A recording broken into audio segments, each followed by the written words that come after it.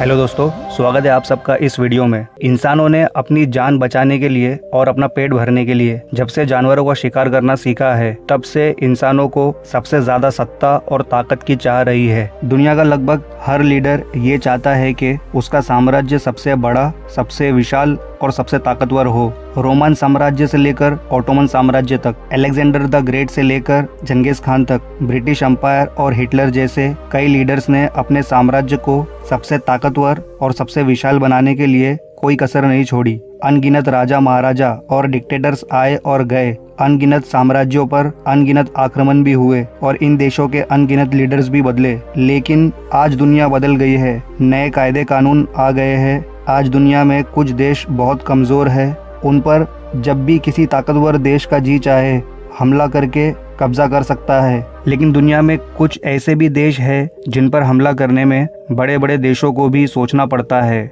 और अगर फिर भी उन पर कोई हमला कर भी दे तब भी इन देशों से जीतना नामुमकिन है।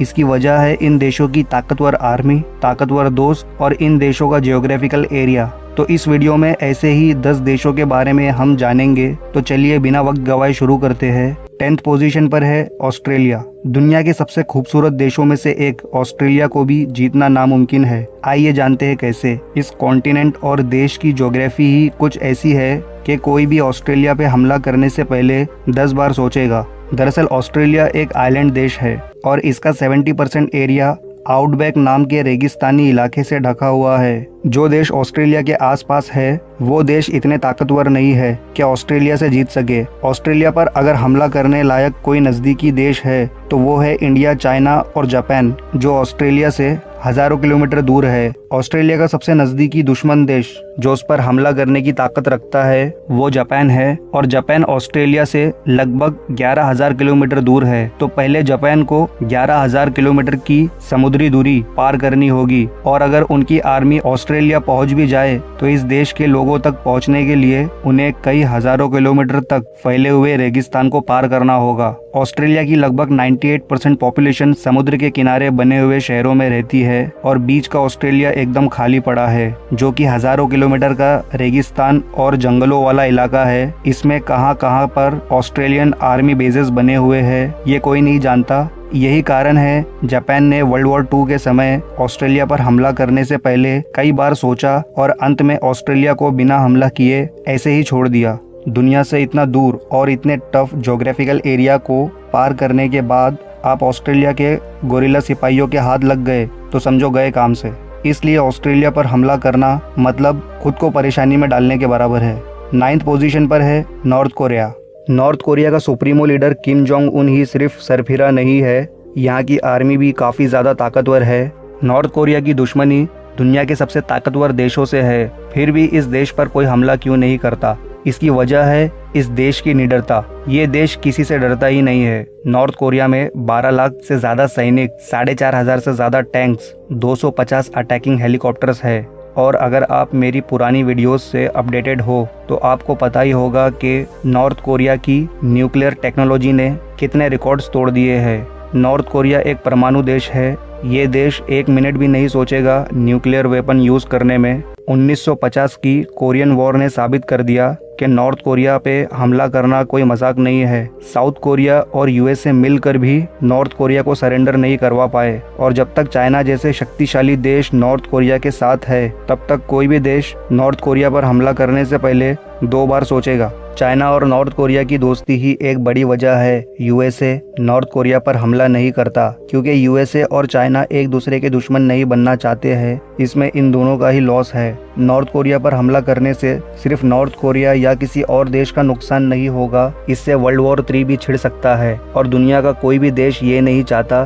कि वर्ल्ड वॉर 3 हो। 8th पोजीशन पर है Iran. Iran no doubt Middle East के सबसे शक्तिशाली देशों में से एक है। मिडिल ईस्ट पिछले कई दशकों से वॉर का एक हॉटस्पॉट बन चुका है। सऊदी अरेबिया, टर्की और यूएसए जैसे एकजुट और ताकतवर दुश्मन देश होने के बावजूद ईरान पर वर्ल्ड वॉर 2 के बाद कोई भी देश हमला नहीं कर सका है। इसका सबसे बड़ा कारण है ईरान की ज्योग्राफिक लोकेशन, जो किसी भी दुश्मन देश को ईरान पर हमला करने से पहले 10 बार सोचने पर मजबूर कर देगी। ईरान चारों तरफ से विशाल पहाड़ों से घिरा हुआ है और इन पहाड़ों में हजारों सिपाही बंकर्स में छुपकर ईरान की रक्षा करते हैं और अपने देशवासियों को आने वाले खतरे से आगाह करते हैं। और यही नहीं, ईरान के पास एक बड़ा अंडरग्राउंड मिसाइल बेस नेटवर्क है जो कि पूरे देश में फैला हुआ है। ये सब के अलावा उनके पास है 5,23,000 सिपाही, 2,056 टैंक्स, 155 फाइटर प्लेन और एडवांस न्यूक्लियर बॉम्ब ही सबसे बड़ा कारण है कि यूएसए और सऊदी अरेबिया जैसे शक्तिशाली दुश्मनों ने भी ईरान से दूरी बनाए रखी है। 7th पोजीशन पर है स्विट्जरलैंड,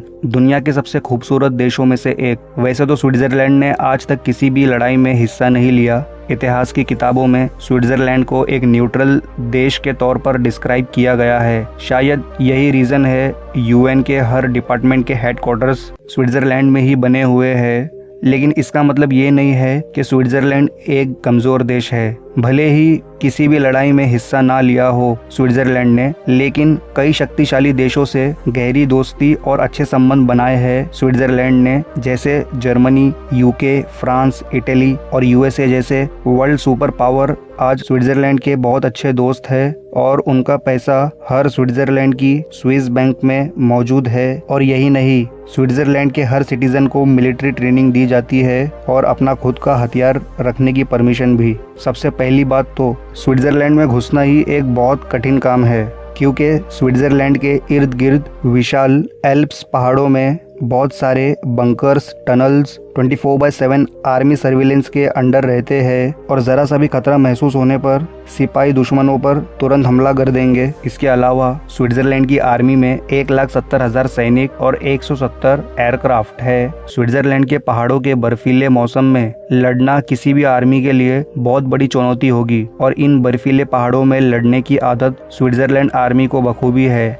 6th पोजीशन पर है कनाडा, दुनिया का दूसरा सबसे बड़ा देश है कनाडा। इसकी आर्मी में लगभग 1 लाख सैनिक है। कनाडा को अपनी सुरक्षा के लिए आर्मी की जरूरत नहीं पड़ती, क्योंकि कनाडा के पास 2 बड़े एडवांटेजेस है। पहला, कनाडा का क्लाइमेट और दूसरा, कनाडा का पड़ोसी देश यूएसए। दुश्मन को कनाडा पर हमला करने के लिए यहाँ के जंगलों और बर्फीले मौसम में चलने वाली हवाएं और कमर तक आने वाली बर्फ का सामना करना होगा। वैसे कनाडा 3 तरफ से महासागरों से घिरा हुआ है और एक तरफ से यूएसए है, कनाडा का पड़ोसी देश, जिससे कनाडा के संबंध बहुत ही अच्छे और गहरे हैं। किसी भी देश को कनाडा पर हमला करने से पहले यूएसए से निपटना होगा, जो कि बहुत मुश्किल है। 5th पोजीशन पर है इजराइल। इजराइल मिडिल ईस्ट का एक बहुत छोटा सा देश है और अपने आसपास के सभी देशों से इसकी दुश्मनी भी है। फिर भी अब तक इस पर कोई देश कब्जा करने में कामयाब क्यों नहीं हुआ? इसकी वजह है इजराइल की आर्मी वेल इक्विप्ड है लेटेस्ट हथियारों से।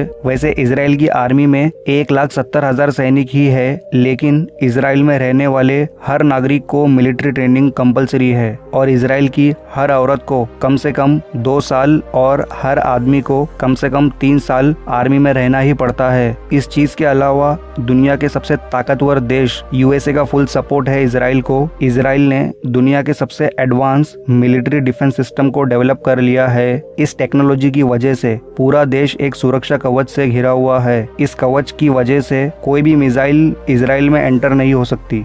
4th पोजीशन पर है रशिया। रशिया दुनिया का सबसे बड़ा देश है, यूरोप से भी बड़ा। जब नेपोलियन, हिटलर जैसे लीडर रशिया पे हमला नहीं बोल सके, तो आज के ज़माने का कोई भी लीडर इनके कंपैरिजन में ही नहीं है। रशिया की सेफ्टी की वजह इसकी ज्योग्राफी है, क्योंकि दुनिया का सबसे बड़ा देश है। इसकी ज्यादातर जमीन पहाड़ों, जंगलों और बर्फों से घिरी हुई है। वर्ल्ड वॉर 2 के वक्त नाजियों ने रशिया पर हमले के बाद रशियन आर्मी उनसे लड़ी नहीं, बल्कि पीछे हटती गई, क्योंकि वो जानते थे हिटलर की आर्मी उनके इतने बड़े देश को पार करते हुए जीत नहीं पाएंगे, बल्कि उनके बहुत से सैनिक ठंड की वजह से मर जाएंगे और नाजियों को पीछे हटना ही पड़ेगा। और ऐसा हुआ भी। इस वक्त रशिया दुनिया का दूसरा सबसे ताकतवर देश है और दुनिया के सबसे ज्यादा न्यूक्लियर वेपन्स भी रशिया के पास ही है, तो इसलिए रशिया से जीतना लगभग नामुमकिन है। 3rd पोजीशन पर है नेपाल।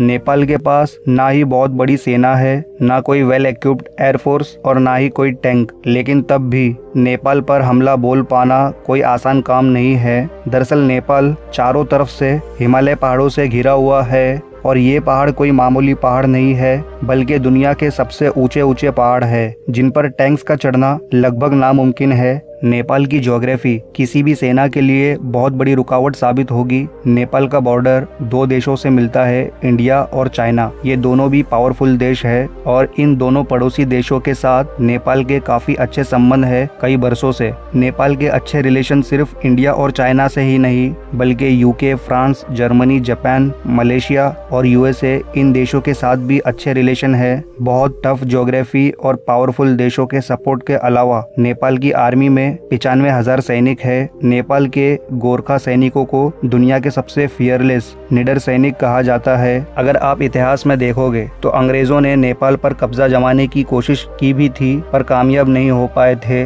नेपाल गौतम बुद्ध का देश है, एक शांति प्रिय देश। वैसे कोई भी देश इस पर हमला नहीं करना चाहेगा। सेकंड पोजीशन पर है इंडिया। इंडिया से जीतना भी काफ़ी मुश्किल है। इसकी वजह है इंडिया की ज्योग्राफी और इसकी आर्मी। इंडिया के ताकतवर पड़ोसी देश चाइना और पाकिस्तान कई बार हमला कर चुके हैं लेकिन वो अपने मकसद में कामयाब नहीं हो सके क्योंकि इंडियन आर्मी में है 14,44,000 सैनिक, 1,800 फाइटर प्लेन्स, 4,292 टैंक्स और बहुत सारे न्यूक्लियर वेपन्स। अब बात करते हैं ज्योग्राफी की। इंडिया का नॉर्थ का पार्ट ज्यादातर हिमालय से घिरा हुआ है जो कि दुनिया के सबसे ऊंचे पहाड़ है। इन खतरनाक बर्फीले पहाड़ों में रहती है इंडियन आर्मी, तो दुश्मनों के नॉर्थ से अटैक करने के चांसेस बहुत कम है। और अगर साउथ के हिस्से की बात करें तो इंडिया 3 तरफ से समुद्र से घिरा हुआ है। अगर समुद्र से कोई हमला भी करे तो 285 ships, 10 destroyers, 16 submarines equipped with nuclear missiles और एयरक्राफ्ट कैरियर वाली नेवी से जीतना लगभग नामुमकिन है। इस लिस्ट की फर्स्ट पोजीशन पर है